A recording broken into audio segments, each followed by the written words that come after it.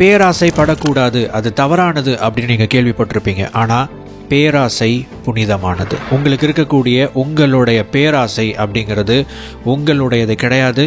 பிரபஞ்சம் உங்கள் மூலமாக வெளிப்படுத்த நினைக்கக்கூடிய விஷயம் தான் அது. மேனிஃபெஸ்டேஷன் அண்ட் லா ஆஃப் அட்ராக்ஷனை பற்றி நிறைய பேர் தவறாக நினைத்து கொண்டிருக்கிறார்கள்.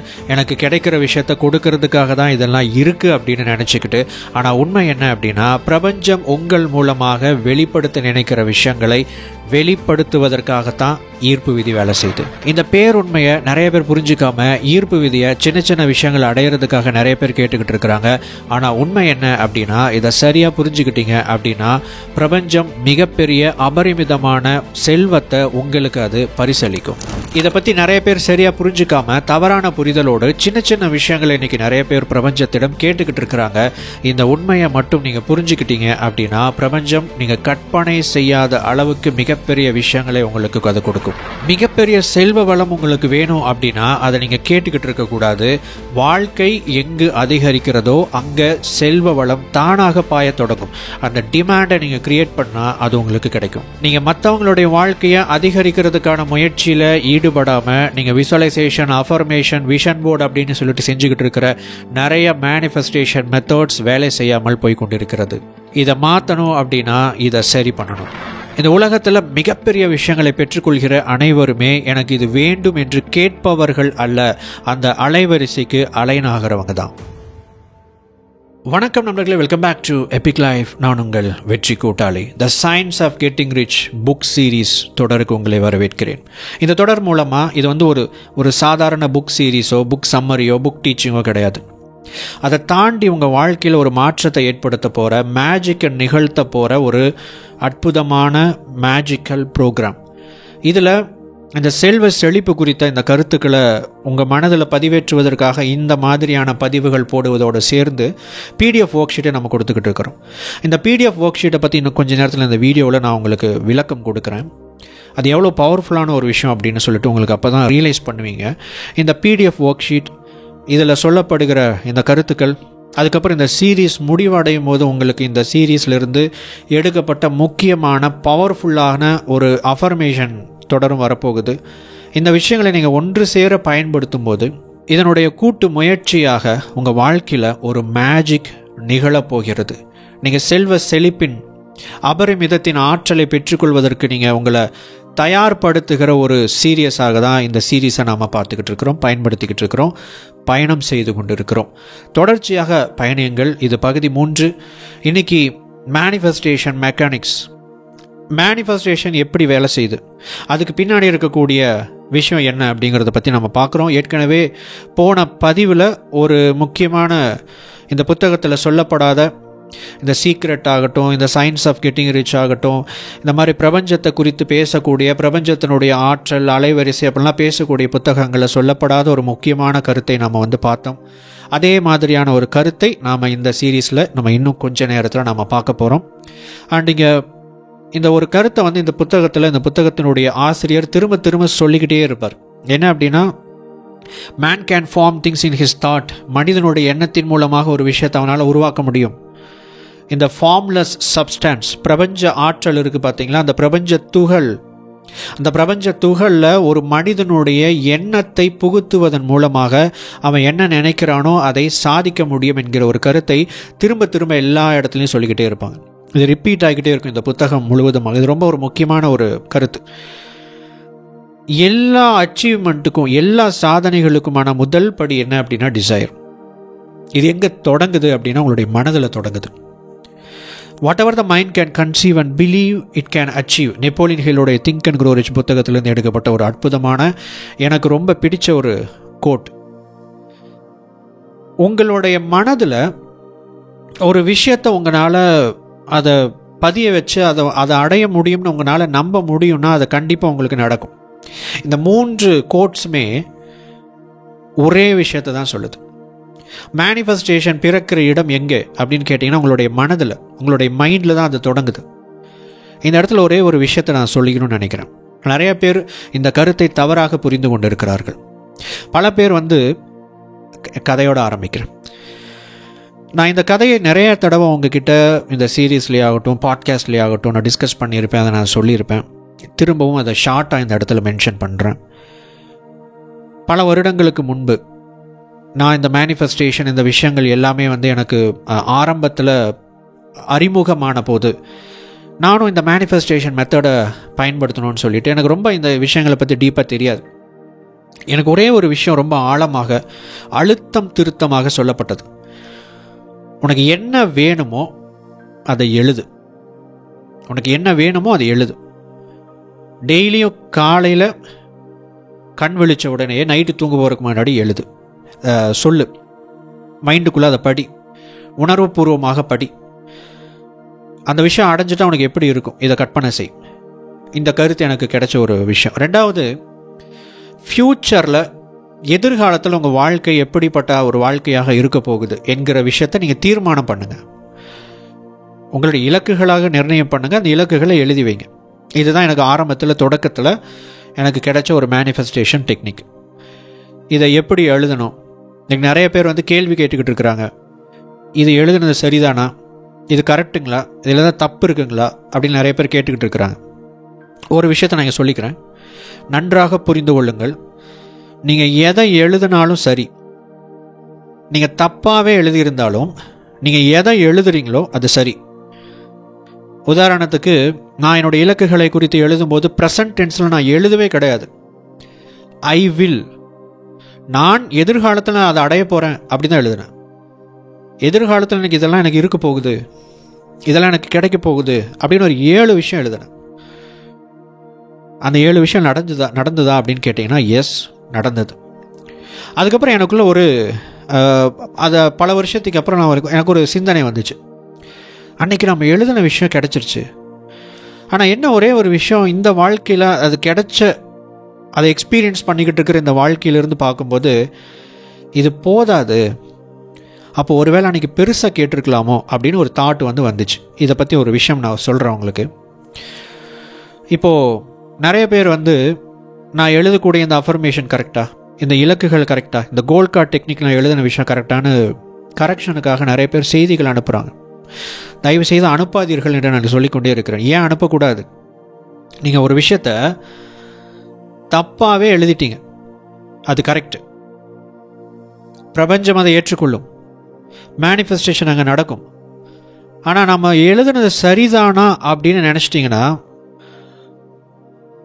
உங்கள் மைண்டுக்குள்ளே இருக்கிற விஷயந்தான் மேனிஃபெஸ்ட் ஆகும். மைண்டுக்குள்ளே என்ன இருக்குது? குழப்பம், தெளிவின்மை. நம்ம எழுதுனது சரியா தவறா அப்படிங்கிறது நமக்கே தெரியல. அப்போ எனக்கே ஒரு விஷயம் தெரியல அப்படிங்கிற ஒரு நிலையை தான் உங்கள் மனசுக்குள்ளே வச்சுருக்கீங்க. நீங்கள் தவறாகவே எழுதி விட்டுருந்தாலும் கூட அது நடக்கும், அது சரி. ஆனால் இது சரியான ஒரு சந்தேகம் நம்ம எழுதுனது கரெக்டா, இந்த மெத்தடு கரெக்டானு இது நீங்கள் யோசிச்சிங்கனாவே அந்த விஷயம் ஆப்போசிட்டாக தான் நடக்கும். ஏன் அப்படின்னா இது ஸ்கூல் எக்ஸாம் கிடையாது. புத்தகத்தில் இருக்கிறத படி அப்படியே எனக்கு மனப்பாடம் பண்ணி சொல்லு அல்லது எழுதி காட்டு, நான் சரி பார்க்குறேன். புத்தகத்தை வச்சு ரெஃபரன்ஸை வச்சு நான் சரி பார்க்குறேன். புத்தகத்தில் இருக்கிற மாதிரி இருந்தால் கரெக்டு, இல்லைனா தப்புன்னு எந்த ரூல்ஸும் கிடையாது, எந்த சட்டங்களும் கிடையாது. ப்ரெசன்ட் டென்ஸில் எழுதுங்க, பாஸ்ட் டென்ஸில் எழுதுங்க, ஃப்யூச்சர் டென்ஸில் எழுதுங்க, ரூல்ஸ் எல்லாம் கிடையாது. இதெல்லாம் ஒரு உங்களுடைய அந்த வார்த்தைகளை இன்னும் மேம்படுத்துவதற்காக, அந்த எக்ஸ்பிரஷனை இன்னும் அதிகப்படுத்துறதுக்காக சொல்லப்பட்ட கருத்துக்களை தவிர இது விதிகள் கிடையாது, இது ரூல்ஸ் கிடையாது. ஒரே ஒரு ரூல் தான், நீங்கள் எக்ஸ்பிரஸ் பண்ணணும், நீங்கள் வெளிப்படுத்தணும். வெளிப்படுத்தி விட்டால் அது நடக்கும். மேனிஃபெஸ்டேஷனுக்கான முதல் படி அதுதான். அது உங்களுடைய மைண்ட்லேருந்து தொடங்குது. அப்போ இதுதான் இங்கே முக்கியமே தவிர என்ன எழுதுறீங்க, எப்படி எழுதுறீங்கிறது முக்கியம் கிடையாது. ஒரு விஷயம் இங்கே முக்கியம் என்ன அப்படின்னா, இப்போ நான் என்னுடைய கதையை நான் சொல்லும்போது ஒரு விஷயம் சொன்னேன். பல வருஷத்துக்கு அப்புறம் அதை யோசித்து பார்க்கும்போது, நினச்ச விஷயம்லாம் கிடச்சிருச்சு. ஒரு குறிப்பிட்ட அளவு பணம் வேணும் அப்படின்னு கேட்கும்போது அந்த பணத்தை கூட அடைந்த நிலை கூட இருக்கிறது. இன்னும் அதிகமாக கேட்டிருக்கலாமோ அப்படிங்கிற ஒரு தாட்.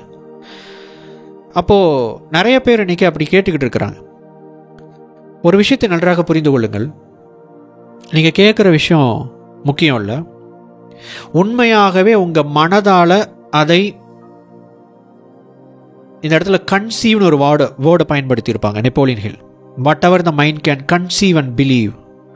ஒரு ஒரு ஒரு கன்சீவ் அப்படின்னா என்ன அர்த்தம்? ஒரு தாய் எப்படி தன்னுடைய குழந்தையை அதை கன்சீவ் ஆகி அதை வளர்க்குறாங்களோ அந்த மாதிரி ஒரு எண்ணத்தை உங்களுடைய மனதில் வச்சு வளர்க்க முடியும் அப்படின்னா அது உங்களுக்கு நிச்சயமாக கிடைக்கும். இங்கே ஒரு பெரிய சீக்ரெட் இருக்குது, மிகப்பெரிய ரகசியம் இதுக்குள்ளே ஒளிந்திருக்கு இந்த வார்த்தைகளில். அப்போ எனக்கு ஒருவேளை பெருசாக கேட்டிருந்தா கிடைச்சிருக்குமோன்னு சொல்லிட்டு நான் பெருசாக எழுதியிருந்தேன்னா கிடைச்சிருக்குமா? ஆனால் கிடைச்சிருக்காது.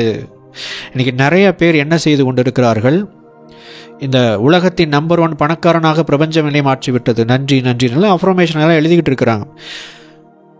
உங்களுக்கே அது நியாயமா என்று யோசியுங்கள். உங்களுக்கு அது நியாயம் என்றால் உங்களுடைய மனதால் அந்த எண்ணத்தை நிலைநிறுத்த முடிகிறதா?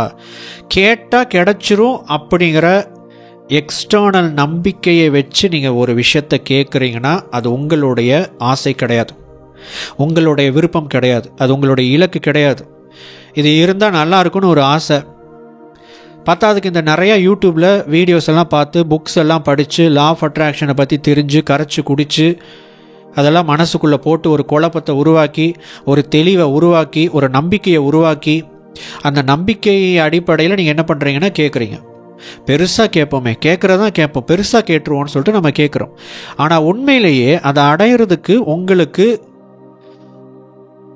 அந்த அந்த விஷயத்தை நோக்கி பயணிக்கிறதுக்கு உங்களுக்கு ரிஸ்க் எடுக்கிறதுக்கு அதை உண்மையாகவே அடையிறதுக்கு உங்களுக்கு உண்மையான ஆழமான விருப்பம் இருக்கிறதா?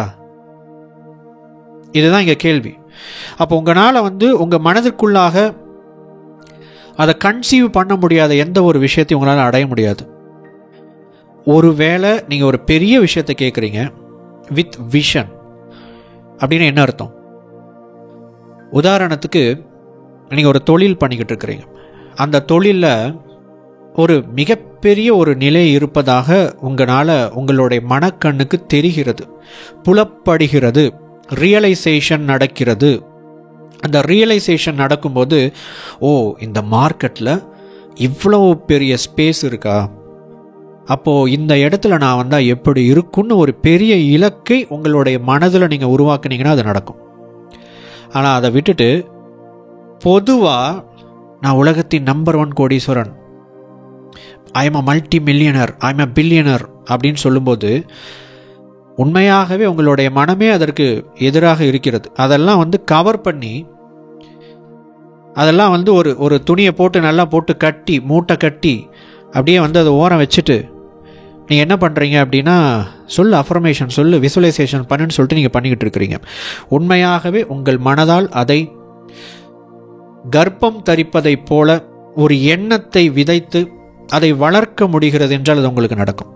இதுதான் மேனிஃபெஸ்டேஷனுடைய சீக்ரெட். அப்போ கேட்குற எல்லா விஷயமும் நடக்குமானா இல்லை. என்னுடைய இலக்கை நான் கேட்டேன், எனக்கு நடந்தது. ஒருவேளை நான் கேட்குற விஷயம் என்னுடையதாக இல்லாமல் பெரிய விஷயமாக கேட்டிருந்தாலும் சிறிய விஷயமாக கேட்டிருந்தாலும் அது எனக்கு நடக்காமல் போயிருக்கலாம். அப்போது நான் எந்த அளவுக்கு வளர்ந்துருக்கிறேனோ, எந்த அளவுக்கு என்னால் வாய்ப்புகளை பார்க்க முடிகிறதோ, எந்த அளவுக்கு என்னுடைய மனநிலை இருக்கிறதோ, க்ரோத் மைண்ட் செட் இருக்குதோ, அந்த அளவுக்கு தான் என்னால் வாய்ப்புகளை பார்க்க முடியும், ஒரு பெரிய இலக்கை பார்க்க முடியும், ஒரு மிகப்பெரிய ஒரு இடம் இருப்பதாக என்னால் உணர முடியும், அது எனக்கு புலப்படும்.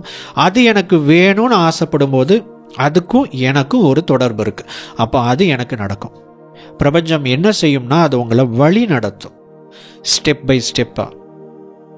அந்த விஷயத்தை அடையிறதுக்கு உங்களுக்கு ஒரு விஷயம் இல்லையா, அதை கற்றுக்கோங்க, அதை தெரிஞ்சுக்கோங்க, அதை எக்ஸ்பீரியன்ஸ் பண்ணுங்க, அந்த தகுதியுடைய நபராக மாறுங்கள் அப்படின்னு சொல்லிட்டு உங்களுக்கு வாய்ப்புகளை அள்ளித்தந்து கொண்டே இருக்கும். அந்த வாய்ப்புகளை நீங்கள் பயன்படுத்துறீங்கன்னா நீங்கள் சீரியஸாக இருக்கீங்கன்னு அர்த்தம். அதாவது ஒரு பெரிய இலக்கு வேணும்னு ஆசைப்படுறது மட்டும் இங்கே முக்கியம் இல்லை. இது ஈர்ப்பு விதியா, இதுதான் மேனிஃபெஸ்டேஷன் இப்படி தான் நடக்குதா அப்படின்னா அப்படி கிடையாது. இங்கே வேற ஒரு மெக்கானிசம் நடந்துக்கிட்டு இருக்கு. நம்ம ஜஸ்ட் சீக்ரெட்டில் இதை சொல்லிட்டாங்க அப்படின்னு நம்ம கேட்டுக்கிட்டு இருக்கிறோம். உண்மையாகவே நீங்கள் கேட்குற விஷயத்துக்கும் உங்களுக்கும் தொடர்பு இருக்கா, சம்மந்தம் இருக்கான்னு கேளுங்க. ஒரு கேள்வியை கேளுங்க. சம்மந்தம் இருக்குது அப்படிங்கிற விஷயங்கள் மட்டும்தான் உங்களுடைய இலக்குகள். மற்றதெல்லாம் எக்ஸ்டர்னலாக தூண்டப்பட்ட இலக்குகள், அது உங்களுடைய இலக்கு கிடையாது. ஸோ இதுதான் நீங்கள் இதில் ரியாலிட்டியாக தான் பயணிக்க முடியுமே தவிர எல்லா விஷயத்தையும் இங்கே ஹேக் பண்ண முடியாது, ஏமாற்ற முடியாது. அப்படியே நீங்கள் ஹேக் பண்ணுறீங்க அப்படின்னா கூட இந்த manifestation, law of attraction technique அப்படிங்கிறதே ஒரு ஹேக் தான். இயல்பாக ஒரு விஷயம் என்ன நடக்குதுன்னு புரிஞ்சுக்கிறீங்க, அதை ரெப்ளிகேட் பண்ணுறீங்க. It's a hack. இது ஒரு ஹேக்கிங் மாதிரி. ஆனால் அதுக்கும் ஒரு நியாய தர்மம் இருக்குது, அதுக்குன்னு ஒரு ரூல்ஸ் அண்ட் ரெகுலேஷன்ஸ் இருக்குது. அதை புரிந்து கொண்டு அந்த இயல்பாக இயற்கையாக பயணிக்கும் போது மட்டுமே உங்களுக்குள் அந்த மாற்றம் நடக்கும். இதுதான் ரியாலிட்டி. இப்போது மேனிஃபெஸ்டேஷன் மெக்கானிக்ஸ் அப்படிங்கிற ஒரு விஷயம், இதை பார்க்கும்போது நீங்கள் போன தடவை நான் ஒரு பிரமிடை நான் உங்களுக்கு காமிச்ச ஒரு இன்வெர்டட் பிரமிட், அதில் மைண்ட், மெட்டாஃபிசிக்ஸ், ஃபிசிக்ஸ் அப்படின்னு சொல்லிட்டு நம்ம பார்த்தோம். இங்கே எகைன் ஒரு 3 விஷயம்: பிரபஞ்சம், ஆக்ஷன், மைண்ட். அதாவது மனம் அண்ட் தென் செயல், உங்களுடைய ஃபிசிக்கல் ஆக்ஷன், ஃபிசிக்கல் வேர்ல்டு, அதுக்கப்புறம் பிரபஞ்சம். இந்த 3 விஷயத்தை, ஏதாவது 2 விஷயத்தை நீங்கள் ஆன் பண்ணிங்கன்னா, ஸ்விட்ச் ஆன் பண்ணிங்கன்னா 3வது விஷயம் தானாகவே ஆக்டிவேட் ஆகிடும். உதாரணத்துக்கு நீங்கள் உங்களுடைய மைண்டையும், உங்களுடைய மைண்டால் அந்த தாட் எனர்ஜியை நீங்கள் கன்வெர்ட் பண்ணிட்டீங்க, பிரபஞ்சத்தில் அந்த விஷயத்தை பதிவு பண்ணிட்டீங்க, நீங்கள் ரொம்ப ஸ்ட்ராங்காக இருக்கீங்க அப்படின்னா ஆட்டோமேட்டிக்காக ஆக்ஷன் டோன் ஆன் ஆகிடும். ஆன் பண்ணிடுவீங்க, ஸ்விட்ச் ஆன் பண்ணிடுவீங்க. கண்டிப்பாக நடக்கணும். இதுதான் மேனிஃபெஸ்டேஷன். இந்த 3 விஷயம் இருக்கணும். இந்த 3 விஷயந்தான் மேனிஃபெஸ்டேஷனுடைய 3 முக்கியமான தூண்கள். இந்த விஷயம் இல்லாமல் மேனிஃபெஸ்டேஷன் நடக்காது. அப்போ நிறைய பேர் என்ன பண்ணிக்கிட்டு இருக்கிறாங்க அப்படின்னா, இதில் ஏதாவது ஒரு விஷயத்தை ஃபோக்கஸ் பண்ணிக்கிட்டே இருப்பாங்க, அந்த விஷயத்தை முழுசாக பண்ண மாட்டாங்க. அப்போ ஏன் எனக்கு நடக்கல, ஏன் எனக்கு மேனிஃபெஸ்டேஷன் நடக்கலைன்னு ஒரு கேள்வியை கேட்டுக்கிட்டே இருப்பாங்க. முதலாவது, உங்களுடைய மைண்டை பயன்படுத்தி மைண்டையும் யூனிவர்ஸையும் நீங்கள் ஆன் பண்ணிட்டீங்க. எப்படி யூனிவர்ஸ் ஆன் பண்ணுறது? உங்களுடைய எண்ணங்களை எக்ஸ்பிரஸ் பண்ணுறது, வெளிப்படுத்துறது. இதை பற்றி மேனிஃபெஸ்டேஷன் மாஸ்டரி சீரீஸில் ஏற்கனவே நம்ம விளக்கமாக பார்த்துருக்கிறோம், சொல்லியிருக்கிறோம். மைண்டை டியூன் பண்ணுறதுனா என்ன, ஆன் பண்ணுறதுனா என்ன? நீங்கள் எந்த விஷயத்தை கேட்குறீங்களோ அந்த விஷயத்தை பெற்றுக்கொள்வதற்கு தயாரான ஒரு மனநிலையில் இருக்க வேண்டும். இதை ஏற்கனவே நம்ம பார்த்த விஷயந்தான். நீங்கள் எதை ஆசைப்படுறீங்களோ அதெல்லாம் கிடைக்கிறது இல்லை, ஆனால் உங்களுக்குள்ளே எதை வச்சுருக்கீங்களோ அதுதான் உங்களுக்கு கிடைச்சிக்கிட்டு இருக்கு. அப்போ நீங்கள் ஆசைப்படுற விஷயத்தை உங்களுக்குள்ளே பதிய வைக்கிறதுக்கு தான் நீங்கள் பயிற்சி செய்கிறீங்க, மேனிஃபெஸ்டேஷன் பயிற்சி செய்கிறீங்க. அதன் மூலமாக ஒரு ஹை வைப்ரேஷனல் எனர்ஜி லெவலில் நீங்கள் இருக்கும்போது உங்களுடைய எண்ணங்கள் என்ன ஆற்றலாக மாற்றப்படும். ஸோ இந்த இடத்துல மைண்டை டியூன் பண்ணிட்டீங்க, பிரபஞ்சத்துக்கு அதை செய்தியை அனுப்பிட்டீங்க. ஆட்டோமேட்டிக்காக ஃபிசிக்கல் வேர்ல்டில் ஆக்ஷன் நடக்க ஆரம்பிக்கும். அந்த இலக்கு உங்களிடம் வருவதற்கு தேவையான அத்தனை விஷயங்களும், அமேசானில் ஒரு பொருள் ஆர்டர் பண்ணுறீங்க, பொருள் ஆர்டர் பண்ணினதையும் ஆர்டர் கன்ஃபார்ம் ஆகும். அந்த பொருளெல்லாம் அடுக்கி வச்சிருக்கிற ஒரு இடம் இருக்கும், அங்கே போய் ஒரு நபர் எடுத்துகிட்டு வருவார். இது யாருக்கு போக போகுது அப்படிங்கிற அந்த ரிப்போர்ட் வந்துடும். அதை கட் பண்ணி அட்ரஸ் எல்லாம் ஒட்டிடுவார், பேக் பண்ணிவிடுவார். அதுக்கப்புறம் அடுத்ததாக அதை ஷிப் பண்ணிவிடுவாங்க. அது ஒரு வண்டியில் போட்டுட்டு ஒரு இடத்துக்கு நிற்கும்.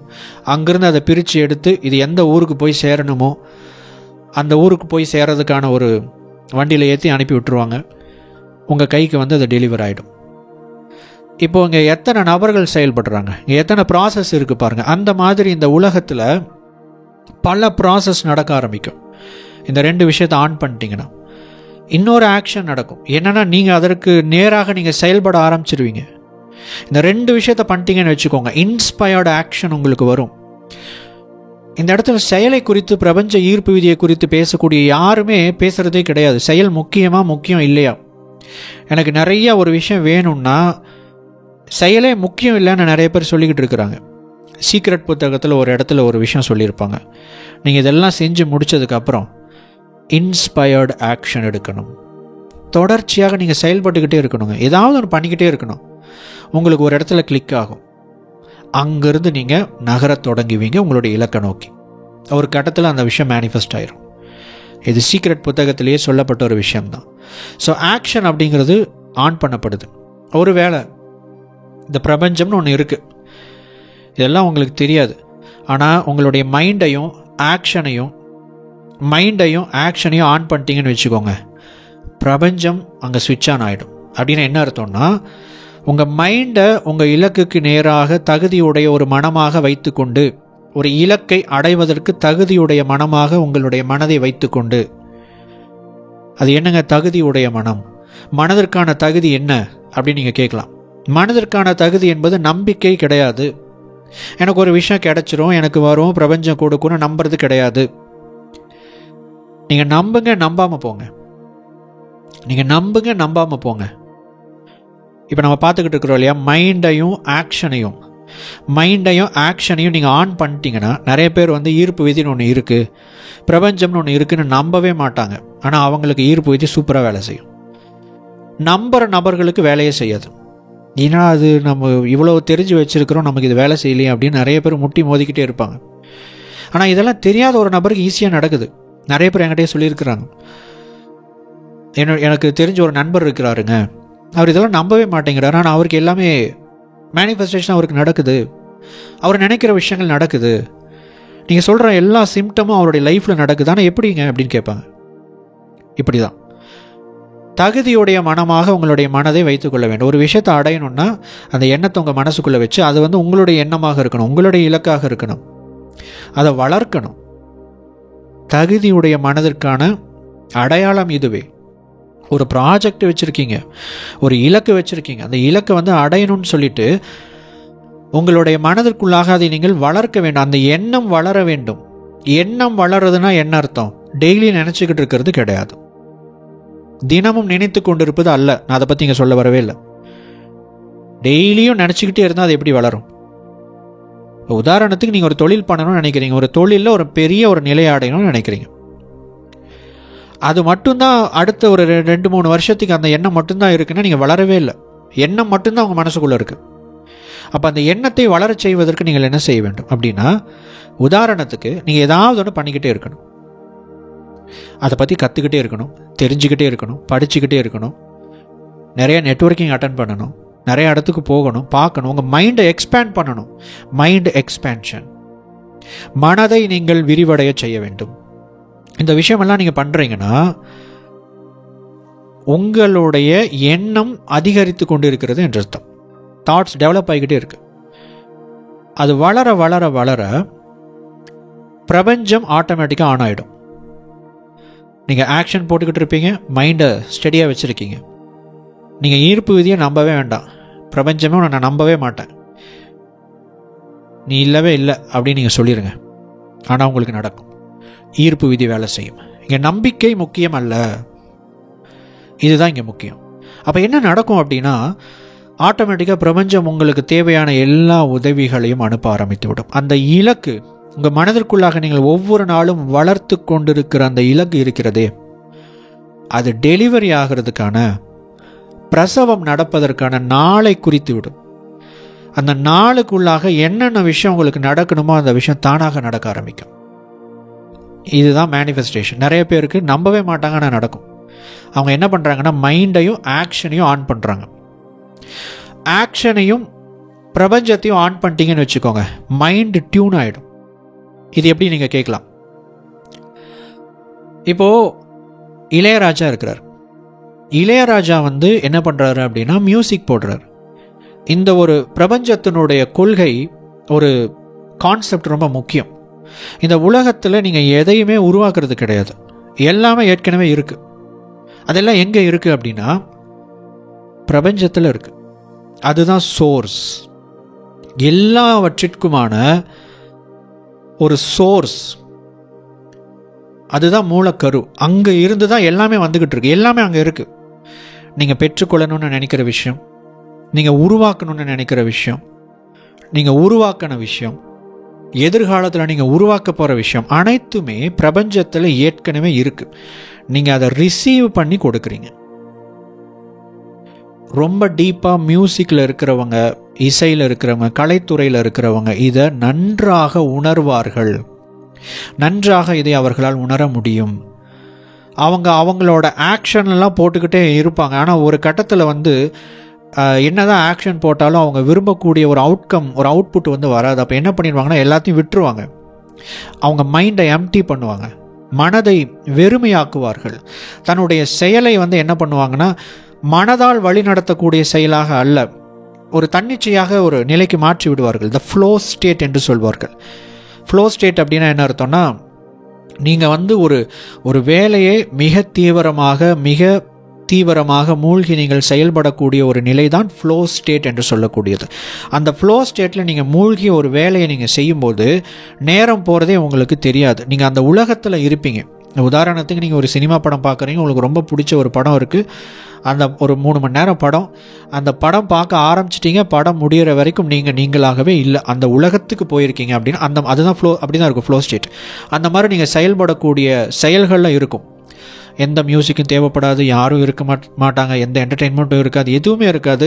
உங்களுடைய மனப்பாட்டுக்கு ஒரு அமைதியான நிலையில் எதையுமே பிளான் பண்ணாமல் அது பாட்டுக்கு செயல்பட்டுக்கிட்டே இருக்கும். ஆனால் அது கரெக்டாக செயல்படும், வேகமாக செயல்படும், நேரம் போகிறது உங்களுக்கு தெரியாது. இதுதான் ஃப்ளோ ஸ்டேட். இந்த ஃப்ளோ ஸ்டேட்டில் அவங்க ஆக்டிவேட் பண்ண முயற்சி செய்வார்கள். நிறைய பேர் இந்த ஃப்ளோ ஸ்டேட்டை தக்க வச்சுக்கிறதுக்கு, ஆக்டிவேட் பண்ணுறதுக்காக தான் சில பேர் வந்து போதைப் பொருட்களுக்கெல்லாம் அடிமையாகிறாங்க. கண்ணதாசனுடைய கதையை பற்றி நமக்கு நல்லாவே தெரியும். அவர் ஏன் அந்த விஷயத்தை போதைக்கு அடிமையானார் அப்படின்னா, அந்த வார்த்தைகளை, அந்த கவிதையை, அந்த பாடலை உருவாக்குறதுக்கு அவர் முயற்சி பண்ணி பார்க்குறாரு. தன்னுடைய நிலையை இந்த மாதிரி வச்சுக்கிட்டா தான் அவருக்கு வந்து வரும் அப்படின்னு அவருக்கு தோணுது. அந்த நிலையை அவர் வந்து ஹேக் பண்ணுறார். உருவாக்குறதுக்கு நிறைய பேர் வந்து போதைப் பொருட்களை பயன்படுத்துகிறாங்க. ஒரு மாதிரியான ஒரு ஆல்டர்டு ஸ்டேட், தன்னுடைய மனம் தன்னுடைய நிலையில் இல்லாமல் மாற்றப்பட்ட ஒரு நிலையில் இருக்கும்போது அந்த விஷயம் நடக்குது. இதனால தான் பண்ண முடியும்னு கிடையாது, வேறு பல வழிகளில் இதை வந்து உங்களால் உருவாக்க முடியும். இதெல்லாம் இல்லாமல், எக்ஸ்டர்னலாக இந்த போதை மற்ற விஷயங்களெல்லாம் இல்லாமல் உங்களால் வந்து உருவாக்க முடியும். அதுதான் ஃப்ளோ ஸ்டேட். அந்த மாதிரி ஒரு நிலையில் ஆக்டிவேட் பண்ணிட்டாங்கன்னா, இளையராஜா வந்து அந்த ஒரு விஷயத்துக்கு செட் ஆகிட்டாருன்னா டியூன் வரும், சோர்ஸில் இருந்து வரும், பிரபஞ்சத்திலிருந்து ரிசீவ் பண்ணுவாங்க. கைண்ட் ஆஃப் நீங்கள் ஒரு ஃபோன் வச்சுருக்கீங்க, ஒரு ஸ்மார்ட் ஃபோன் வச்சுருக்கீங்க, அந்த ஸ்மார்ட் ஃபோனுக்கு வந்து ஒரு செய்தி அனுப்புகிறாங்க. நான் உங்களுக்கு ஒரு செய்தி அனுப்புகிறேன், அந்த செய்தி உங்களுடைய ஃபோனுக்கு ரிசீவ் ஆகுது இல்லைங்களா? இப்போ நீங்கள் வந்து யார் கூடவோ ஃபோன் பேசிக்கிட்டு இருக்கீங்க, நான் உங்களுக்கு கூப்பிட்டுக்கிட்டே இருக்கேன், உங்களுக்கு அந்த கால் ரிசீவ் ஆகாது. ஆனால் எனக்கு இங்கே இந்த நபர் வந்து வேறொரு காலில் இருக்கிறாருன்னு ஒரு செய்தி மட்டும் வந்துக்கிட்டே இருக்கும். அப்போ நீங்கள் அதை எம்டி பண்ணணும், ஃப்ரீயாக இருக்கணும், அப்போ தான் நான் கால் பண்ணால் உங்களுக்கு வரும். இது ரிசீவ் பண்ணக்கூடிய ஸ்டேட்டில் இல்லைன்னா அது வராது. அப்போது அந்த மாதிரி நிலையில் செயல்படக்கூடியவங்க என்ன பண்ணுவாங்க அப்படின்னா, பிரபஞ்சத்தினுடைய அலைவரிசையோடு ஒன்றி விடுவார்கள். அப்போ என்ன நடக்குன்னா, அவங்க ரிசீவ் பண்ணுவாங்க அந்த விஷயத்தை, அந்த மியூசிக்கையோ ஆர்ட் ஃபார்மையோ ரிசீவ் பண்ணுவாங்க, ரிசீவ் பண்ணி வெளிப்படுத்துவாங்க. ஸோ இதுதான் வந்து மைண்டை வந்து டியூன் பண்ணுறது. அவங்க எதுவுமே பண்ண வேண்டாம், மைண்ட் ஆட்டோமேட்டிக்காக டியூன் ஆகிடும். இங்கே மைண்டுக்கு வேலையே கிடையாது. ஆனால் மைண்ட் டியூன் ஆகி அந்த மைண்டு மூலமாக வெளிப்பட ஆரம்பிக்கும். இது ஒரு நிலை. இந்த மாதிரி இந்த 3 விஷயத்தில் ஏதாவது 2 விஷயத்தை நீங்கள் ஆன் பண்ணிங்கன்னா இன்னொரு விஷயம் ஆட்டோமேட்டிக்காக ஆன் ஆகிடும். பட் நிறைய பேர் என்னென்னா, ஏதாவது ஒரு விஷயத்தை மட்டும் செஞ்சுக்கிட்டே இருப்பாங்க, ஆக்ஷன் மட்டுமே போட்டுக்கிட்டு இருப்பாங்க. அந்த ஆக்ஷன் ஒரு ரொம்ப கடினப்பட்டு கஷ்டப்பட்டு மாடு மாதிரி உழைச்சிக்கிட்டே இருப்பாங்க. ஏதாவது பிரயோஜனம் இருக்கானா? இருக்காது. ஆனால் உண்மையிலேயே நமக்கு அறிவு, திறன் இது எல்லாமே ஏன் இருக்கிறது, இதெல்லாம் ஏன் படைக்கப்பட்டு இருக்கிறது அப்படின்னு கேட்டிங்கன்னா, அதெல்லாம் பயன்படுத்துவதற்காகத்தான், அப்படியே சும்மா வச்சுக்கிறதுக்காக இல்லை. நம்ம ஏதோ ஒரு மிருகத்தை போல் நாம் உழைத்து கொண்டு இருப்பது வந்து ஏதோ கால சூழலில் வந்து பண்ணலாங்க. சில நேரத்தில் அந்த மாதிரி ஏற்படக்கூடிய நிலைகள் இருக்குது. ப்ராக்டிக்கலாக பார்த்தோம்னா இது வந்து கரெக்டு தான். ஆனால் அதுக்கு வேண்டி நம்ம எப்போவுமே வாழ்நாள் முழுவதும் அப்படியே நம்ம செஞ்சுக்கிட்டு இருக்கிறோன்னா நம்முடைய மனநிலையில் ஒரு தவறு இருக்கிறது என்று அர்த்தம். நாம் அதை புரிந்து கொள்ளவில்லை, உணர்ந்து கொள்ளவில்லை என்று அர்த்தம். இதெல்லாம் நம்ம பயன்படுத்தலைன்னு அர்த்தம், நம்முடைய அறிவை பயன்படுத்தலைன்னு அர்த்தம், நம்முடைய புத்தியை பயன்படுத்தலைன்னு அர்த்தம், நம்முடைய மனம் செயல்படவில்லை என்று அர்த்தம், அது பிளாக் ஆகிடுச்சுன்னு அர்த்தம். ஸோ ஹார்ட் ஒர்க் மட்டும் பண்ணி பிரயோஜனம் கிடையாதுங்க, இந்த மாதிரியான விஷயங்களும் செய்யணும். இப்போ நம்ம வந்து இந்த பிடிஎஃப் கொடுத்துக்கிட்டு இருக்கிறோம். இந்த பிடிஎஃப் வந்து என்ன அப்படின்னு கேட்டிங்கன்னா, இது வந்து சும்மா ஏதோ அந்த புக்கில் இருக்கிற விஷயத்த, இந்த சின்ன குழந்தைங்க வந்து புக்கு ஸ்கூல் கிளாஸ் எல்லாம் முடிச்சதுக்கப்புறம் எக்ஸாம் எழுதுகிற மாதிரி அதில் புக்கில் இருக்கிற கேள்வி பதில்கள் அதெல்லாம் கிடையாது. It's a self help therapy. தெராப்பினா என்னங்க? உங்களுடைய மனதிற்கு ஒரு புதிய வாய்ப்புகளை, மனதிற்கு ஒரு புதிய வாய்ப்புகளை பார்க்க வைப்பதற்கான ஒரு மிகச்சிறந்த கருவி தான் இந்த பிடிஎஃப் டாக்குமெண்ட். இது என்ன பண்ணுது? இது ஒரு செல்ஃப் ஹெல்ப் தெராப்பி. என்ன பண்ணுது அப்படின்னு பார்த்தீங்கன்னா, ஒரு உதாரணம் சொல்லணும் அப்படின்னா, நம்ம ரஜினி, சூப்பர் ஸ்டார் ரஜினிகாந்த் அவருடைய கதை எடுத்துக்கிட்டோன்னா, அவர் ஏதோ ஒரு திரைப்படத்தினுடைய இசை வெளியீட்டு விழாவில் இந்த விஷயத்த சொல்லியிருந்தார். நிறைய பேர் நீங்கள் பார்த்துருக்கிறதுக்கு வாய்ப்பு இருக்குது. அவருடைய ஆரம்ப கட்டத்தில் அந்த 16 வயது நிலை அப்படிங்கிற ஒரு படம் நடித்து முடித்ததுக்கப்புறம் அவர் இன்னொரு படத்துக்காக வாய்ப்பு தேடி கொண்டு இருக்கும்போது, அப்போ அவர் ஒரு பெரிய நடிகர் கிடையாது, அப்போ அவர் வந்து ஒரு சூப்பர் ஸ்டார்லாம் கிடையாது. அப்போ வந்து ஒரு ப்ரொடியூசர் வந்து ஒரு படத்துக்காக அவரை கூப்பிட்றாரு, ஓகே பண்ணிட்டாரு. அதுக்கப்புறம் வந்து ஒரு டைரக்டரும் வந்து சரி நீங்கள் இந்த படத்தில் நடிங்கன்னு சொல்லிட்டாரு. இவர் சம்பளம் கேட்டுக்கிட்டே இருக்கார். சரிங்க எனக்கு அந்த சம்பளம் கொடுங்கன்னு கேட்டுக்கிட்டே இருக்கார். ஏன்னா அப்போ அவர்கிட்ட நிறைய பணமோ வசதிகளோ கிடையாது. அப்போ என்ன ஆகுது அப்படின்னா, ஒரு டைமில் நீங்கள் ஸ்டுடியோவுக்கு வாங்க அப்படின்னு சொல்லிட்டு அவர் ரஜினி வந்து கூப்பிட்டாங்க. இவரும் ஸ்டுடியோவுக்கு போகிறாரு. அப்போ அவர் அங்கேயும் பணம் கேட்குறாரு. அப்போ வந்து இவரை ரொம்ப அவமானப்படுத்தி அந்த நபர் என்ன செய்கிறாருன்னா வெளியே அனுப்பி விட்டுறாரு. நீ நடந்தே போ, உனக்கு காசு சுத்தமாக நான் தரமாட்டேன். உன்ன மாதிரி ஆர்டிஸ்ட் எல்லாமே வந்து காசுன்னு காசுக்காக நச்சுற ஆட்கள், நீ நடந்தே போ அப்படின்னு சொல்லிட்டு வெளியே போடான்னு சொல்லிட்டு துரத்தி விட்டார். இப்போது அவர் வந்து வெளியே நடந்து போய்கிட்டே இருக்கிறாரு. அவர் இந்த 16 வயது நிலை படத்தினுடைய அந்த போஸ்டர்ஸ் எல்லாமே அந்த சுவற்றில் ஒட்டப்பட்டு இருக்கிறது. அது அவருடைய டைலாக்லாம் எழுதியிருக்கிறாங்க, இது எப்படி இருக்குது அப்படின்னு சொல்லிட்டு. அந்த படத்தில் அவர் பேசக்கூடிய ஒரு ஃபேமஸ் டைலாக். அதே மாதிரி அவர் நிறைய பேர் ரெகக்னைஸ் பண்ணுறாங்க. பஸ்ஸில் போகிறவங்க, ஆட்டோவில் போகிறவங்க ரெகக்னைஸ் பண்ணி அவரை பார்த்த உடனே ரஜினிடா அப்படின்னு சொல்லிட்டு இது எப்படி இருக்குது அப்படி அந்த டயலாக் வந்து சொல்லி காமிக்கிறாங்க. இப்போ அவருக்கு எப்படி இருக்குன்னா, அவருடைய மனதிற்குள்ளாக இது எப்படி இருக்குன்னு அவருக்கு சொல்லி காமிச்ச மாதிரி, குத்தி காமிச்ச மாதிரி இருக்குது. இப்போ அவருக்குள்ள ஒரு பெரிய வைராகியம் உருவாகுது. இதே ஸ்டுடியோவில் நான் வந்து ஒரு ஃபாரின் காரில் வந்து இறங்கணும், ஒரு ஃபாரின் டிரைவர் போட்டு நான் ஒரு நல்ல நிலைமைக்கு வந்து நல்ல ஒரு நடிகனாக நிறைய சம்பாதிச்சு ஒரு நிலைக்கு வந்து நான் இந்த இடத்துக்கு வந்து நான் இறங்கணும், இவங்க முன்னாடி நான் நல்லா இருக்கிறேன்னு காமிக்கணும் அப்படின்னு சொல்லிட்டு அவருக்குள்ளே வந்து ஒரு தாட் உருவாகுது. இப்போ இதெல்லாம் சேர்ந்து அவருக்குள்ளே ஒரு விஷயத்தை உருவாக்குது, ஒரு ஃபோர்ஸை க்ரியேட் பண்ணுது, ஒரு டென்ஷனை உருவாக்குது. அந்த டென்ஷன் இன்டென்ஷனாக மாறுது. அந்த இன்டென்ஷன் என்னதான் அவரை சுற்றி இருக்கிற விஷயங்கள் எல்லாம் நெகட்டிவாக அவர் இன்டர்பிரிட்டேஷன் பண்ணிக்கிட்டாலும் அவருக்குள்ளே இருந்த அந்த கோர் இன்டென்ஷன் என்னதுன்னா பாசிட்டிவ், நான் நன்றாக வாழ்ந்து காட்ட வேண்டும் என்கிற ஒரு வைராகியத்தை வளர்த்து கொள்கிறார். அந்த விஷயம் மேனிஃபெஸ்ட் ஆச்சு, அந்த விஷயம் நடந்துச்சு. அந்த மாதிரியான ஒரு நிலையை உங்களுக்கு ஏற்படுத்துவதற்காகவே இந்த PDF டாக்குமெண்ட். ஏன்னா நீங்கள் இதை படிக்கிறீங்க, கேட்குறீங்க, அதற்கு பிறகு நீங்கள் இந்த PDF டாக்குமெண்ட்டை ஒர்க் அவுட் பண்ணும்போது உங்களுக்குள்ளே இருக்கக்கூடிய பல நெகட்டிவான விஷயங்களை வெளியே கொண்டு வரும். உங்களுடைய மனதை இன்னொரு கண்ணோட்டத்தில் இதெல்லாம் எனக்குள்ளே இருந்திருக்கா, இதெல்லாம் எனக்குள்ளே இருக்கா, இதெல்லாம் எனக்குள்ளே இருக்கணுமா அப்படிங்கிற பல விஷயங்களை உங்களுக்கு காட்டி கொடுக்கும். இதுதான் அந்த PDF டாக்குமெண்ட்டு. ஸோ இதை செயல்படுத்துங்க. கண்டிப்பாக இதனுடைய மேஜிக்கை நீங்கள் உணரத் தொடங்குவீர்கள், எக்ஸ்பீரியன்ஸ் பண்ண தொடங்குவீர்கள். எல்லா விருப்பங்களும் நீங்கள் இந்த உலகத்தில் அடையணும், எனக்கு இது வேணும், எனக்கு அது வேணும் அப்படின்னு நீங்கள் விருப்பப்படக்கூடிய விருப்பங்கள் எல்லாமே வந்து கேட்டகரி வைஸ் பிரிச்சிட்டோம் அப்படின்னா, மற்றவங்க இன்ஃப்ளூயன்ஸ்னால் உருவாக்கப்படுற தாட்ஸாக இருக்கலாம், அதெல்லாம் விட்டுருங்க. உங்களுக்குள்ள உண்மையாக உங்களுடைய ஆசைகள் இருக்குது பார்த்தீங்களா, உங்களுடைய உண்மையான விருப்பங்கள், ஆசைகள், இது எல்லாமே என்ன அப்படின்னு பார்த்தீங்கன்னா, நீங்கள் உங்களுடைய வாழ்க்கையில் அதிகரிக்க செய்வதற்கான, எக்ஸ்பேண்ட் ஆகிறதுக்கான ஒரு விஷயந்தான். இதெல்லாம் சீடு மாதிரி. ஏற்கனவே நம்ம பார்த்தோம் பார்த்தீங்களா, அந்த சோர்ஸ் பிரபஞ்சத்தில் எல்லாமே இருக்குது. அந்த மாதிரி பிரபஞ்சத்தின் மூலமாக உங்கள் மூலமாக வெளிப்பட வேண்டும் என்று இருக்கிற விஷயங்கள் அனைத்தும் உங்களுக்கு ஆசைகளாக வருகிறது. உங்களுக்கு இருக்கக்கூடிய அந்த பேராசை வந்து தப்பு, பேராசைப்படக்கூடாது, அது ரொம்ப மோசம், பேராசை பெருநஷ்டம்னு சொல்லுவாங்க பார்த்தீங்களா. பேராசை வந்து எப்போ பெருநஷ்டம் ஆகும்னா, உங்களுடைய ஆசை அல்லாத ஆசையை பேராசையாக, உங்களுடைய ஆசையாக இல்லாத ஒரு பெரிய ஆசையை நீங்கள் உள்ளுக்குள்ளே வச்சு வளர்த்துக்கிட்டே வரும்போது அதுதான் நெகட்டிவ், அதுதான் பெருநஷ்டம். உண்மையான உங்களுடைய பேராசை இருக்கிறது அல்லவா, அது எப்போவுமே உங்களை அடுத்த நிலைக்கு எடுத்துகிட்டு செல்லும். உங்களுடைய மைண்ட், உங்களுடைய ஆக்ஷன், அல்லது அந்த 3 விஷயம் நம்ம பார்த்தோம் பார்த்தீங்களா போன ஸ்லைடில், இந்த 3 விஷயத்தில் 2 விஷயத்தை ஆக்டிவேட் பண்ணிட்டீங்கன்னா போதும், அது மேனிஃபெஸ்ட் ஆகும், அது நடக்கும். அப்போது மேனிஃபெஸ்டேஷன் பண்ணுறது அப்படிங்கிறது ஒரு செல்ஃபிஷ் தானே கிடையாது. போன இதுலேயே நம்ம வந்து பார்த்தோம். அப்போ இது என்ன, இது ஒரு பேராசை கிடையாது. எனக்கு மேனிஃபெஸ்டேஷனை பயன்படுத்தணும், பணம் சம்பாதிக்கணும், எனக்கு ஆசைப்படுற விஷயம், எனக்கு ஒரு நல்ல ஒரு வாழ்க்கை வேணும், இந்த உலகத்தில் மிகச்சிறந்த ஆகச்சிறந்த அனுபவங்களை நான் பெற வேண்டும் அப்படின்னு நினைக்கிறதே ஒரு ஸ்பிரிச்சுவாலிட்டி தான். நீங்கள் ஒரு விஷயத்தை நீங்கள் முழுமையாக அனுபவிக்கும் போது அதன் மேல் இருக்கக்கூடிய பற்றை நீங்கள் நீக்கிக் கொள்வீர்கள். ஒரு விஷயத்தை நீங்கள் முழுமையாக அனுபவிக்கும் போது அதன் மேலே இருக்கக்கூடிய பற்றை நீங்கள் நீக்கிக் கொள்வீர்கள். உண்மையான பற்று நீங்குதல் அப்போ தான் நடக்கும்.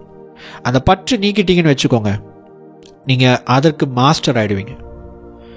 அதற்கு நீங்கள் கட்டளையிடக்கூடிய ஒரு மாஸ்டராக மாறிவிடுவீர்கள். அது உங்களுக்கு கீழ்ப்படியும். இது ஒரு ரியாலிட்டி, இது ஒரு ஸ்பிரிச்சுவல் ரியாலிட்டி. அப்போது அது நடக்கணும்னா என்ன பண்ணணும்? அதை முழுமையாக அனுபவிக்கணும். இதை முழுமையாக நீங்கள் அனுபவிக்க வேண்டும். அப்போது இது என்ன அப்படின்னு பார்த்தீங்கன்னா, பிரபஞ்சம் உங்கள் மூலமாக தன்னுடைய ஆன்ம வெளிப்பாட்டை வெளிப்படுத்துவதற்கான முயற்சி தான் இது.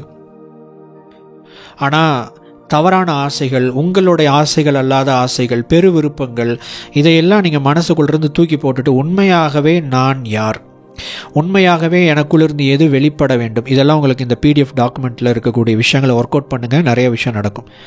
அந்த விஷயத்தை நீங்கள் வெளிப்படுத்தணும், தெரியப்படுத்தணும், உங்களுக்கு தெரிஞ்சுக்கணும். நீங்கள் உண்மையாகவே எனக்குள்ளே என்னங்க இருக்குது, எதை நான் அதிகரிக்க செய்யணும்னு நினைக்கிறேன் அப்படிங்கிற விஷயத்தை நீங்கள் எக்ஸ்பேண்ட் பண்ண பிரபஞ்சம் உங்களுக்காக வேலை செய்வதை கண்கூட பார்ப்பீர்கள். பிடிஎஃப் ஒர்க் ஷீட்டை ஒர்க் அவுட் பண்ணுங்கள். உங்களுக்கு இது நிறைய விஷயங்கள் இதன் மூலமாக நடக்கும். ஸோ பிரபஞ்சம் உங்கள் மூலமாக வெளிப்படுத்த நினைக்கக்கூடிய ஒரு கருவியாக நீங்கள் இருக்கிறீங்க. இந்த ரியாலிட்டியை நீங்கள் புரிஞ்சுக்கணும். நம்ம எல்லாருமே வேலைக்காரங்க தான். தெரிஞ்சோ தெரியாமையோ நான் உங்களுக்காகவோ நீங்கள் எனக்காகவோ வேலை செஞ்சுக்கிட்டே இருப்போம். ஆனால் தெரியாது நான் உங்களுக்காக தான் நான் வேலை செய்கிறேன்னு சொல்லிட்டு. தெரியாது நீங்கள் எனக்காக ஏதாவது ஒரு வேலை செய்வீங்க அப்படின்னு சொல்லிட்டு. ஏதாவது ஒரு பாயிண்டில் அது கனெக்ட் ஆகி நம்மக்கிட்ட வந்து கனெக்ட் ஆகும். நமக்கு தெரியாது. ஏதோ ஒரு கனெக்டிங் பாயிண்ட் இருக்கும், நமக்கு தெரியாது. அப்போது இந்த உலகத்தில் மிகப்பெரிய வசதி வாய்ப்புகளை, மிகப்பெரிய அனுபவங்களை பெற்றுக்கொள்ளக்கூடிய நபர் யார் அப்படின்னு கேட்டிங்கன்னா, மிகப்பெரிய வேலைக்காரங்க. நீங்கள் மிகப்பெரிய வேலைக்காரனாக இருக்கும்போது செல்வம் உங்களை வந்தடையும். எப்படிங்க எங்கிட்ட வந்தடையும், எப்படி செல்வம் என்னை வந்து சேரும் அப்படின்னு கேட்டிங்கன்னா, சில உண்மைகளை நீங்கள் புரிந்து கொள்ள வேண்டும். முதலாவது, செல்வம் என்பது ஒரு மதிப்பு. ஒரு மதிப்பு. இப்போது மதிப்பு என்பது ரெண்டு விதமான மதிப்பாக இங்கே பிரிச்சுக்கலாம். முதலாவது யூஸ் வேல்யூ, இன்னொன்று வந்து கேஷ் வேல்யூ. யூஸ் வேல்யூ அப்படின்னா என்ன? இப்போ நீங்கள் வந்து ஒரு ஒரு ஒரு விஷயத்தை நம்ம கொடுக்குறோம். ஒரு பொருளை நீங்கள் இப்போ ஒரு உணவை கொடுக்குறீங்க. இந்த உணவை வந்து நல்லா சாப்பிட்டு திருப்தியாக இருக்கக்கூடிய ஒரு நபருக்கு நீங்கள் ஏதோ ஒரு பொருள் விற்கிறீங்கன்னு வச்சுக்கலாமே. ஒரு கேக்கு விற்கிறீங்கன்னு வச்சுக்கோங்க, இல்லை ஒரு பன்னு விற்கிறீங்கன்னு வச்சுக்கோங்க. ஒரு 10 ரூபாய்க்கு ஒரு பன்னை கொடுக்குறீங்க. நல்ல பசியாரி சாப்பிட்டு தெம்பாக உட்காந்துருக்கிற ஒரு நபர்கிட்ட நீங்கள் கொடுக்கும்போது அது ஒரு பெரிய ஒரு யூஸ் வேல்யூ கிடையாது. பாலைவனத்தில் ஒரு 4-5 நாள் சாப்பாடு இல்லாமல் அலைந்து திரிகிற ஒரு மனிதனிடம் அதை கொண்டு போய் நீட்டுங்க, அதோட வேல்யூ மிகப்பெரியது. அது அவனுடைய உயிருக்கு சமம். ஏன்னா அதை சாப்பிட்டா அவன் இன்னும் ஒரு 2 நாள் உயிர் வாழக்கூடிய அளவுக்கு அவனுக்கு தெம்பு கிடைத்து விடும். அப்போது இந்த இடத்துல யூஸ் வேல்யூ அப்படிங்கிறது என்ன அப்படின்னா, அது நம்ம ஒரு பொருளையோ ஒரு சேவை, நீங்கள் வந்து ஒரு சர்வீஸ் கொடுக்குறீங்க, ஒரு பொருளை தயாரித்து கொடுக்குறீங்க, விற்கிறீங்க. அதன் மூலமாக நீங்கள் யாராக இருந்தாலும் சரி, நீங்கள் ஒரு எம்ப்ளாயாக இருந்தாலும் சரி, நீங்கள் ஒரு மேனுஃபேக்சரராக இருந்தாலும் சரி, நீங்கள் ஒரு விஷயத்தை ப்ரொடியூஸ் பண்ணாலும் சரி, நீங்கள் ஒரு கிரியேட்டராக இருந்தாலும் சரி, வாட் எவர், நீங்கள் யாராக இருந்தாலும் பணம்ங்கிற ஒரு விஷயத்தை எல்லாருமே இந்த வீடியோ பார்த்துக்கிட்டு எல்லாருமே சம்பாதிச்சுக்கிட்டு தான் இருக்கிறோம். ஏதாவது ஒரு விதத்தில் சம்பாதித்து கொண்டு தான் இருக்கிறோம். அப்போ அதற்கு ஏதாவது ஒரு வேல்யூவை நீங்கள் ஈக்குவலாக கொடுத்துட்டு தான் இருக்கீங்க. அந்த வேல்யூவனுடைய வேல்யூ என்ன, அந்த மதிப்பினுடைய மதிப்பு என்னன்னு புரிஞ்சுக்கோங்க. இந்த இடத்துல யூஸ் வேல்யூ தான் முக்கியம், கேஷ் வேல்யூவை விட. கேஷ் வேல்யூன்னு என்ன, எத்தனை ரூபாய்க்கு நீங்கள் ஒரு பொருளை விற்கிறீங்க, ஒரு பொருளை எத்தனை ரூபாய்க்கு நீங்கள் வாங்குறீங்க, இதுதான் வந்து கேஷ் வேல்யூ. இப்போது சில நபர்கள் கம்மியான ஒரு விலை கொடுத்து ஒரு பொருளை வாங்கியிருப்பாங்க, அது அவங்களுக்கு அதிகமாக பயன்படும். அதிகமாக அவங்க வாழ்க்கையில் மிகப்பெரிய ஒரு உதவி செய்யும். அந்த மாதிரி ஏதாவது ஒரு பொருள் இருக்கா? உங்கள் லைஃப்பை திரும்பி பாருங்கள். இப்போ இருக்கலாம், முதல்ல இருந்திருக்கலாம், அது ஒரு சின்ன பொம்மையாக கூட இருந்திருக்கலாம், வாட் எவர். அந்த மாதிரி ஏதாச்சும் இருக்கான்னு யோசிச்சு பாருங்கள். இது ஒரு பெரிய ஒரு விலை உயர்ந்த பொருளெல்லாம் கிடையாது. ஆனால் இதை நான் ரொம்ப நாளாக பயன்படுத்தினேன், ரொம்ப நாளாக உழைச்சிது, அதை என்னால் மறக்கவே முடியாது. இந்த வார்த்தைகளை நான் சொல்லும்போது உங்களுடைய மனதிற்குள்ளாக ஏதாவது ஒரு பொருளோ ஒரு சர்வீஸோ உங்களுக்கு ஞாபகம் வருது இல்லையா? அந்த கதையை கமெண்டில் பகிர்ந்து கொள்ளுங்கள் மற்றவர்களுக்காக. இப்படியெல்லாம் இருக்கா அப்படின்னு அதை பார்த்து அவங்க படித்து தெரிஞ்சுக்கணும் அப்படிங்கிறதுக்காக. அப்படி ஏதாவது இருந்தால் தெரியப்படுத்துங்க. ஸோ கேஷ் வேல்யூங்கிறது நீங்கள் விலை கொடுத்து வாங்கக்கூடியது. யூஸ் வேல்யூ அப்படிங்கிறது அதனுடைய பயன்பாட்டு மதிப்பு. அப்போ இந்த இடத்துல ஒரு விதி என்ன அப்படின்னா, நீங்கள் கேஷ் வேல்யூவை விட யூஸ் வேல்யூவை நீங்கள் அதிகமாக கொடுக்கணும். சிம்பிள். நீங்கள் செல்வந்தன் ஆகணும்னா, செல்வ செழிப்பு உங்களிடம் அடைய வேண்டும் என்றால் உங்களிடம் இருக்கக்கூடிய ஒரு குணம் என்ன? காசு வந்தால் போதும். நான் ஒரு 10 ரூபாய்க்கு ஒரு பொருள் விற்கிறேன், அந்த 10 ரூபாய்க்கு ஒரு பொருளை விற்று நான் அந்த 10 ரூபாய் நான் வாங்கிட்டேன் அப்படின்னா போதும் அப்படின்னு இருக்கவே கூடாது. அதை விட அதிகமான மதிப்பை எப்படி கொடுக்க முடியும்? மதிப்பு கூட்டுதலை எப்படி செய்யும்? மதிப்பு கூட்டுதல்னால் நீங்கள் வேறு மாதிரி புரிஞ்சுக்காதீங்க. வாழைப்பழம் இருக்குது அல்லது பனானா இருக்குது, பனானா சிப்ஸாக மாற்றணுன்னா மதிப்பு கூட்டுதல், அது கிடையாது. அந்த மதிப்பு கூட்டுதலை பற்றி நான் சொல்ல வரல, அந்த ப்ராசஸிங்கை பற்றி நான் சொல்ல வரல. நான் சொல்லக்கூடியது, நீங்கள் ஒரு வாழைப்பழத்தை வாழைப்பழமாகவே விற்றாலும் அதனுடைய மதிப்பை எப்படி அதிகரிக்க செய்வது? யோசிச்சு பாருங்கள். நம்ம ஒரு வாழைப்பழத்தை வாங்க போகிறோம். ஒரு வாழைப்பழக்காரர் அந்த வாழைப்பழத்தை எனக்கு ஒரு சீப்பு வேணுங்க நம்ம கேட்குறோம். அவர் கட் பண்ணி கொடுக்குறாரு. செக் பண்ணி கொடுக்கலாம். இரட்டைப்பழம் இருக்கிறதா? நிறைய பேர் இரட்டைப்பழம் சாப்பிட மாட்டாங்க. அதில் ஏதாவது டேமேஜஸ் இருக்கா? ஏதாவது கட்டாகி இருக்கா? அது ஏதாவது ஒரு ஃபால்ட் இருக்கா? செக் பண்ணி கொடுக்கலாம். என்ன செய்கிறீங்க இந்த இடத்துல?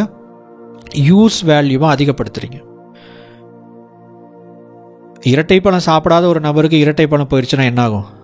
காசை வாங்கிட்டு நமக்கு கொடுத்துட்டாங்க, நம்மளாவது பார்த்து வாங்கியிருக்கலாம் அப்படின்னு சொல்லுவாங்க. ஏதாவது ஒரு டேமேஜ் ஆகிருக்குன்னு வச்சுக்கோங்க, டேமேஜ் ஆன பழத்தை கொடுத்துட்டாங்க அப்படின்னு சொல்லலாம். அப்போது எப்படி அதிகரிக்க செய்வது? இப்படி தான் அதிகரிக்க செய்வது. இப்போது செல்வந்தனாவதற்கான உண்மையான ரகசிய குறிப்பு இதுதான்.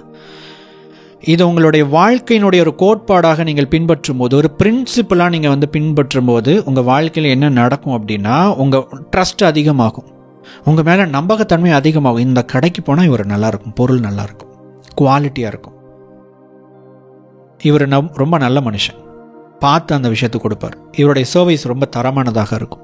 இது இப்படி தான் இருக்கும். அடுத்தது என்னது? ரெஃபரன்ஸ். நீங்கள் இவர்கிட்ட போங்க, இவர்கிட்ட போய் வாங்க, இவர் ரொம்ப நல்லாயிருக்கும், பொருள் ரொம்ப தரமான ஒரு விஷயமா இருக்கும். அது ப்ராடக்டாக இருக்கலாம், சர்வீஸாக இருக்கலாம், ஜாபாக இருக்கலாம், ஆர்டர்ஸாக இருக்கலாம், வாட் எவர். எக்ஸ்பேன்ஷன். உங்களுடைய விஷயம் இன்னும் அதிகரிக்கிறதுக்கான வாய்ப்பை நீங்கள் அந்த இடத்துல உருவாக்கி விட்டுறீங்க. இதை நீங்கள் பின்பற்ற வேண்டும். த நெட்வொர்க் எஃபெக்ட். நெட்வொர்க் அப்படிங்கிற ஒரு விஷயம் தொழிலுக்கு மிக அவசியமானது.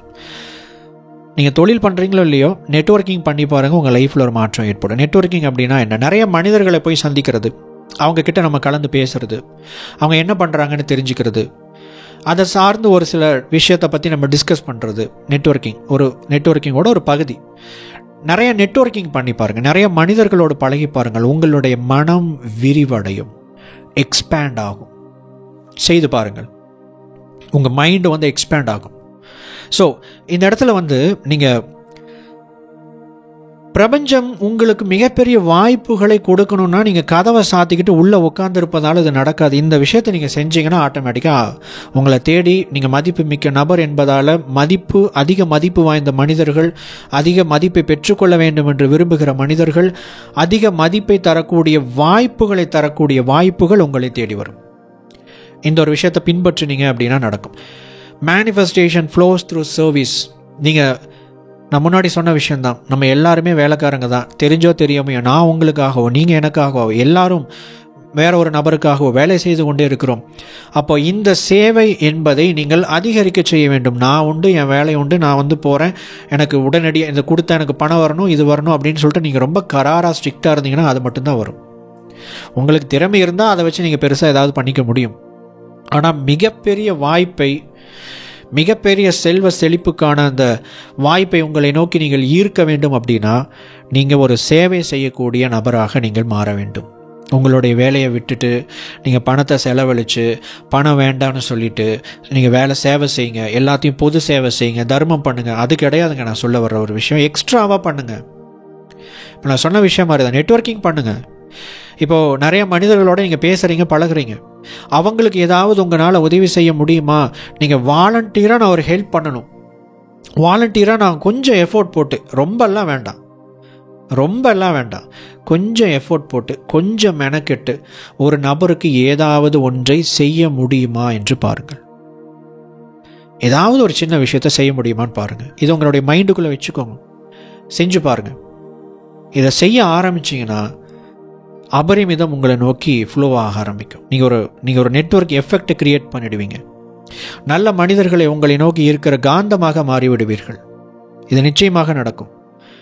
அப்போது நீங்கள் மற்றவங்களுக்கு ஒரு விஷயத்தை பணத்துக்காக மாற்றிக்கிறீங்க, ஒரு சர்வீஸ் கொடுக்குறீங்க, ஒரு ப்ராடக்ட் கொடுக்குறீங்க, ஒரு ஜாப், ஒரு ஸ்கில் மூலமாக ஒரு விஷயத்தை, ஒரு வேல்யூ நீங்கள் உருவாக்குறீங்க அப்படின்னு வச்சுக்கலாம். பணம் வாங்கிட்டு ஒரு விஷயத்தை கொடுக்குறேன், இதை தாண்டி என்கிட்ட எதுவுமே இல்லை அப்படின்னு நீங்கள் சொல்லுவீங்கன்னா நீங்கள் உண்மையாகவே அந்த அபரிமிதத்தின் செல்வ செழிப்பின் அலைவரிசையில் இல்லை என்று அர்த்தம். அப்படின்னா நான் ஒரு எம்ப்ளாயி, நான் என்னுடைய எம்ப்ளாயருக்கு இன்னொரு 1 மணி நேரம் நான் எக்ஸ்ட்ரா ஒர்க் பண்ணி கொடுக்குறேன், அப்படி கிடையாதுங்க. அப்படி கிடையாது. இதோட மதிப்பை இன்னும் எப்படி அதிகப்படுத்தலாம்? இந்த இடத்துல நிறைய விஷயங்கள் ப்ராக்டிக்கலாக பார்த்தோன்னா ரொம்ப முக்கியம். நீங்கள் மதிப்பு மிக்க நபர் அப்படிங்கிற ஒரு விஷயத்தை வெளிப்படுத்துறதும் இங்கே முக்கியம்.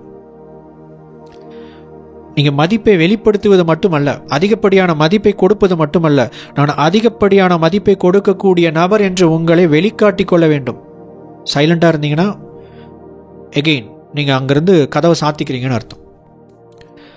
சுவற்றை கட்டி எழுப்பி கொண்டால் யாரும் உங்களுக்கு உதவிக்கு வரமாட்டார்கள்.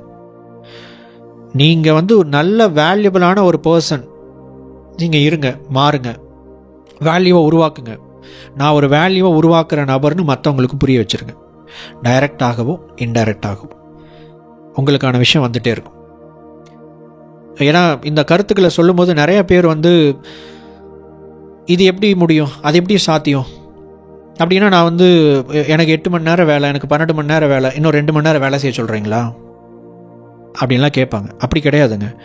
இந்த 2 விஷயத்த பண்ணுங்க. அதிக மதிப்பை உருவாக்குறதுக்கு என்ன பண்ணணும்னு யோசிங்க, பண்ணுங்க. அதை தெரியப்படுத்துங்க. அந்த விஷயத்தை நீங்கள் தெரியப்படுத்தி கொண்டே இருங்கள், அது போதும். ஸோ அப்போது மற்றவர்களுடைய வாழ்க்கையில், மற்றவங்களுடைய லைஃபுக்கு நீங்கள் எவ்வளோ லைஃபை ஆட் பண்ணுறீங்க, வாழ்க்கையை நீங்கள் கொடுக்குறீங்க, எந்த மாதிரியான வாழ்க்கை அனுபவத்தை கொடுக்கிறீர்களோ அது மாதிரியான விஷயங்கள் உங்கள் வாழ்க்கையில் அதிகரிக்க செய்யும். இது செல்வத்தை ஈர்ப்பதற்கான இன்னொரு ரகசியம். நம்ம ஏதோ ஒரு விஷயத்தை விற்கிறோம், நம்ம கொடுக்குறோம் அப்படிங்கிறது இல்லாமல், இதன் மூலமாக ஒரு நபருடைய லைஃப்பில் எந்த அளவுக்கு ஒரு பெரிய விஷயத்தை இம்பேக்டை உருவாக்குறோம், ஒரு பெரிய இம்பேக்டை உருவாக்கக்கூடிய ஒரு நபராக நீங்கள் வரணும் அப்படின்னு உங்களுக்கு ஒரு விஷன், அது இலக்காக மாற்றுறீங்க, அதை உங்கள் மைண்டுக்குள்ளே வைக்கிறீங்க, அந்த விஷயத்தை நோக்கி நீங்கள் செயல்படுறீங்க, மதிப்பை உருவாக்குறீங்க. அந்த மதிப்பை உருவாக்குற நபர் நீங்கள் தெரியப்படுத்திக்கிட்டே இருக்கீங்க, வெளிப்படுத்திக்கிட்டே இருக்கீங்க. இப்போது எல்லா விஷயமும் உங்களுக்கு சாதகமாக அலைன் ஆகி இருக்கும். இப்போ நான் சொன்ன அந்த விஷயங்களில் ஒரு விஷயத்தை கூட நீங்கள் மிஸ் பண்ணக்கூடாது. மிஸ் பண்ணிட்டீங்க அப்படின்னா நான் சொன்ன மாதிரி கதவை நீங்கள் பூட்டிக் கொள்கிறீர்கள் என்று அர்த்தம். இந்த உலகத்திலிருந்து நீங்கள் நல்ல விஷயங்களை, பணத்தை, வெல்த்தை எடுத்துக்கிறீங்க அப்படின்னு அர்த்தம் கிடையாது. நீங்கள் எடுத்துக்கிறதெல்லாம் கிடையாது. நீங்கள் மற்றவங்களுக்கு ஒரு பிரயோஜனமான ஒரு விஷயத்தை உருவாக்குவதன் மூலமாக அதை நீங்கள் உருவாக்குறீங்கன்னு அர்த்தம். நீங்கள் ஒரு மதிப்பை கொடுக்கறதன் மூலமாக ஒரு மதிப்பை அதற்கு ஈடாக பெற்றுக்கொள்கிறீர்கள் என்று அர்த்தம். இப்போது நீங்கள் மிகப்பெரிய மதிப்பு மிக்க நபராக மாறணும்னா என்ன பண்ணணும்? மிகப்பெரிய மதிப்பை உருவாக்கணும். மிகப்பெரிய மதிப்பு மிக்க ஒரு நபராக நீங்கள் மாறணும். உண்மையான உங்களுடைய ஆசைகளை உள்ள வைங்க. உங்களுக்கு அந்த நிலை இல்லைனாலும் கூட, எனக்கு அந்த அளவுக்கெல்லாம் திறமைகள் இல்லைங்க, என்னால் அதெல்லாம் செய்ய முடியுமா அப்படின்னு உங்களுக்குள்ள பல கேள்விகள் இருக்கலாம், சந்தேகங்கள் இருக்கலாம். அந்த நிலைக்கு பிரபஞ்சம் உங்களை கொண்டு போய் சேர்க்கும், உயர்த்தும். நீங்கள் அந்த தகுதியுடைய நபராக மாறுவீர்கள். அந்த விஷயம் நடக்கும். இதுதான் மேனிஃபெஸ்டேஷன். இப்போது ரொம்ப முக்கியமான ஒரு ரூல் என்ன அப்படின்னா, இந்த மேனிஃபெஸ்டேஷனில் ஆக்ஷன் மஸ்ட் ரிஃப்ளெக்ட் வேல்யூ. ஒரு செயல் என்பது மதிப்பை வெளிப்படுத்தக்கூடிய ஒரு செயலாக இருக்க வேண்டும். வேல்யூனா என்ன அர்த்தம்? ஒரு மனிதனுக்குள்ள ஒரு இம்பேக்ட், ஒரு பாசிட்டிவ் இம்பேக்ட், அவனுடைய லைஃப் இன்க்ரீஸ் ஆகணும், அவனுக்கு யூஸ் வேல்யூ அதிகமாகணும், மிகப்பெரிய மதிப்பை ஆட் பண்ணக்கூடிய ஒரு இம்பேக்ட்ஃபுல்லான ஒரு செயலாக இருக்க வேண்டும். செயல் இல்லைனா இந்த இடத்துல மேனிஃபெஸ்டேஷனுக்கு வேலை இல்லை. there is no manifestation without action. Manifestation is not wishful thinking. It must show up in service. Manifestation அப்படிங்கிறது நான் கேட்குறேன், பிரபஞ்சம் கொடுத்துருது. காசு வேணும்னு கேட்குறேன், டப்புன்னு மேலிருந்து கீழே விழுகுது, அது மேனிஃபெஸ்டேஷன் கிடையாது. லாட்ரியில் அடிக்குது, அது மேனிஃபெஸ்டேஷன் கிடையாது. அது லக். அதிர்ஷ்டம் வேறு, மேனிஃபெஸ்டேஷன் வேறு. மேனிஃபெஸ்டேஷன் எல்லாருக்கும் சாத்தியம். லக் அப்படிங்கிறது கேரண்டி கொடுக்க முடியாது. அதிர்ஷ்டத்தில் 2 வகை இருக்குது. ஒன்று, நீங்கள் உங்களுடைய அதிர்ஷ்டத்தை, உங்களுடைய ஓன் லக்கை உருவாக்குறது. இன்னொன்று, உங்களுக்கு விதிக்கப்பட்ட லக் இருக்குது இல்லைங்களா, அதிர்ஷ்டம், அதை பெற்றுக்கொள்ள முயற்சி செய்வது. அது உங்களுக்கு லக் இருந்தால் லக் அடிக்கும். ஆனால் அந்த லக் எப்போ அடிக்கணும் உங்களுக்கே தெரியாது. அடிக்க வேண்டிய நேரத்தில் அடிக்கட்டும், அதை விட்டுருங்க. அது நிரந்தரம் இல்லை. அது இதுதான் இப்போ தான் நடக்க போகுது அப்படின்னு உங்களால் எல்லாருக்கும் அது சாத்தியம் கிடையாது, கன்ஃபார்ம் பண்ண முடியாது.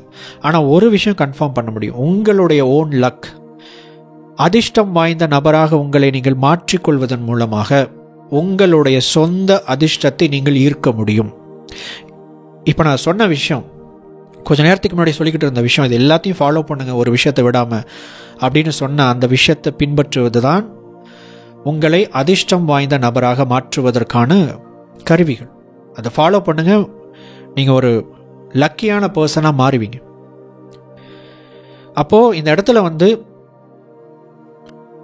ஒரு ஆக்ஷன் மூலமாக மதிப்பை, சர்வீஸை, இன்னொரு நபருக்கு யூஸ்ஃபுல்னஸை அதிகப்படுத்தணும். இதை செஞ்சீங்கன்னா உங்களுடைய லைஃப்பில் இது எல்லாம் அதிகரிக்கும்.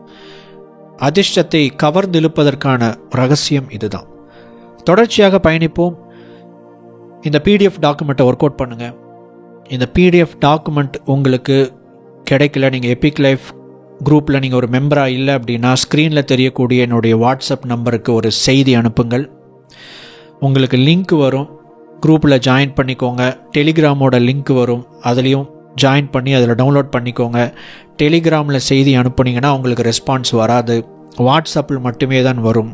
ஸோ அதை பயன்படுத்தி கொள்ளுங்கள். தொடர்ச்சியாக பயணிப்போம். தொடர்ச்சியாக உங்கள் லைஃப்பில் ஒரு மேனிஃபெஸ்டேஷன் மேஜிக்கை நிகழ்த்த போகிறோம். தொடர்ச்சியாக பயணம் செய்யுங்கள். தயவு செய்து அந்த PDF-ஐ ஸ்ரத்தையோடு நேரம் ஒதுக்கி உங்களுடைய மனதிற்குள்ளே இருக்கிற நிறைய விஷயங்களை எக்ஸ்பேண்ட் பண்ணுங்கள், எழுதுங்க, வெளிப்படுத்துங்க. இதெல்லாம் பத்திரமா வச்சுக்கோங்க. அதை திரும்ப பாருங்கள். நீங்கள் உண்மையாக ஆத்மார்த்தமாக எழுதப்பட்ட அந்த விஷயங்களை நீங்கள் திரும்ப படிக்கும்போது அப்போ தான் அது ஒரு தெராப்பியாக ஆக்ட் பண்ணும். அப்போ தான் அது உங்களை சரி பண்ணும். அப்போ தான் உங்களுக்கு தேவையான விஷயங்களை அதை ஆட் பண்ணும். அப்போ தான் மேனிஃபெஸ்டேஷன் மேஜிக் நடக்கும். தொடர்ச்சியாக பயணிப்போம். பிரபஞ்ச பேராற்றல் நம்மை வழிநடத்துவதாக. நன்றி.